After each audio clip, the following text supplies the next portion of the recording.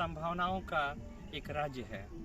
और अगर हम ऐसे देखें तो बिहार की ज्योग्राफिकल दृष्टिकोण से अगर देखा जाए तो एक तरह से पर्वत है, तो दूसरी तरफ से पठार है, और बीच में एक समतल मैदान सा है हमारा ये बिहार। आज हम गोपालगंज जिला में हैं, और गोपालगंज जिला के उस बांध पे जिसको रिंग बांध कहा जाता है वहाँ खड़े हैं। और ये जो है गंडक नदी का एक रिंग बांध है। कई बार आपने सुना होगा कि गोपालगंज से बांध टूट गया, और बांध टूटने से आसपास के जो गांव हैं उसमें पानी और जान माल की भी हानि होती रहती है। आइए हम देखते हैं कि यहाँ का जो बांध सिस्टम है क्यों टूटता है, ये बांध बार बार क्यों नुकसान झेलना पड़ता है बिहार वासियों को। क्या कौन से पहल किया जाए, क्या हम साइंटिफिक तरीके से इतने मजबूत नहीं हैं कि हम इस बांध को जहाँ पे मैं खड़ा हूँ इसको वैज्ञानिक तरीके से इसको बनाया जाए ताकि बाढ़ से होने वाली जो नुकसान है उसको कम किया जा सके। मैं जहाँ पे ये खड़ा हूँ मैं बता दूँ यह गंडक नदी के किनारे है, और गंडक नदी का आप देख सकते हैं कि जो मुख्य बांध है ये दिखाई दे रहा होगा, ये मुख्य बांध है। और ये जो मुख्य बांध है उसी से एक आप कह सकते हैं कि रिंग बांध की संज्ञा इसे दी जाती है। सबसे पहले यहाँ से पानी का जो है कटाव शुरू होता है। अगर ये बांध टूट गया तो आप समझ लीजिए कि उस बांध में उतनी ताकत नहीं रहती है कि उसको रोक सके। मुश्किल से गांववासियों का कहना है कि 1 घंटा से 2 घंटा के बीच में उसकी हालत पतली हो जाती है और वो बांध टूट जाता है। तो जितने भी छात्र छात्राएं जो प्रतियोगी परीक्षा की तैयारी कर रहे हैं उनके लिए बिहार बाढ़ समस्या या समाधान कितनी संभावनाएं हैं इस पर चर्चा की जाती है, करनी चाहिए भी।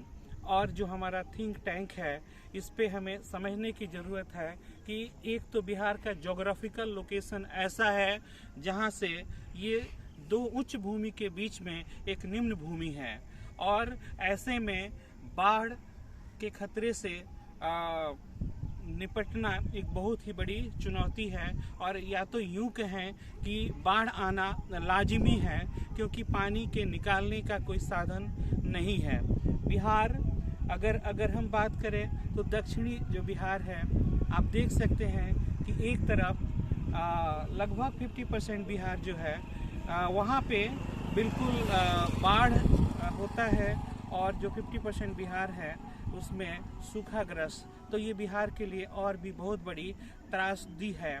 तो हम बात करें कि जो बाढ़ की संभावनाएं हैं इससे निजात कैसे प्राप्त किया जा सके, तो आप देख सकते हैं एक तो हमें पहला काम ये करना होगा कि जो इस तरह के बांधों की जो स्थिति है, जिस तरह से जो मिट्टी देख रहे होंगे आप लोग, ज़रूरत है इसको सिस्टमेटिक तरीके से साइंटिफिक तरीके से इसको प्रॉपर चैनल वायरिंग इसकी की जा सकती है। जो जालनुमा जो तार है जो उधर देखने को मिल रहा है ये किनारे को भी उस तरीके से करने की ज़रूरत है।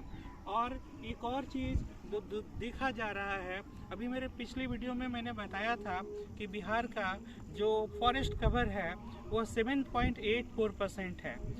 क्या इन किनारों पर बांध नहीं लगाया जा सकता है जिसको सोशल फॉरेस्ट्री कहा जाता है? ज़रूरत है इन किनारों पर सबसे पहले पेड़ लगाने की। जब अच्छे पेड़ लगेंगे तो वह आपको पता है कि इससे क्या होगा कि पानी का जो कटाव है वह रुक जाएगा और बिहार का फॉरेस्ट कवर भी बढ़ जाएगा। तो ज़रूरत है कि इसको, और दूसरी तरफ ये जो आवागमन का साधन हम देख रहे हैं इसे अगर सीमेंटेड कर दिया जाए अच्छे तरीके से तो एक तो आवागमन का साधन इसको और ऊंचा करने की ज़रूरत है। जब सभी को पता है कि इस लेवल तक ये पानी आता है तो ये हमारा डेंजर लेवल है, इसको और ऊंचा करने की ज़रूरत है। तो बांधों को ऊंचा किया जाए, इसके किनारे किनारे वृक्षारोपण किया जाए ताकि ये जो बांध है टूटे नहीं। आप देख सकते हैं कि ये जो हरियाली आपको इस तरफ भी हरियाली दिख रहा है और इस तरफ भी देखें तो चारों तरफ फसलें लहलहा रही हैं। और जब बाढ़ नहीं होगा तो जाहिर सी बात है फसलें लहलहाएंगी। फिर भी अगर मैं वैज्ञानिक तरीके की बात करूं तो क्यों न हम बायोटेक्नोलॉजी का प्रयोग करके कुछ ऐसी फसलों का इजाद करें कि अगर वो बाढ़ में भी उनका रेसिस्टेंस पावर हो, और या अगर कुछ दिन अगर वो पानी में डूब भी जाते हैं तो भी बायोटेक का इस्तेमाल करके हम ऐसे फसलों का इजाद कर सकते हैं जिससे बाढ़ की संभावनाओं को रोका जा सकता है। समाधान के स्तर पर अगर देखा जाए तो हमें इसमें संभावनाएं भी नज़र आती हैं। आप ये देख सकते हैं कि जो हमारा ये जो क्षेत्र है हिमालय की तरफ से अगर देखा जाए तो ये जो भाबर एरिया है, आपको एक परीक्षा में एक क्रम से पूछा जाता है कि पहाड़ों के बाद का जो क्षेत्र है वह भाबर कहलाता है।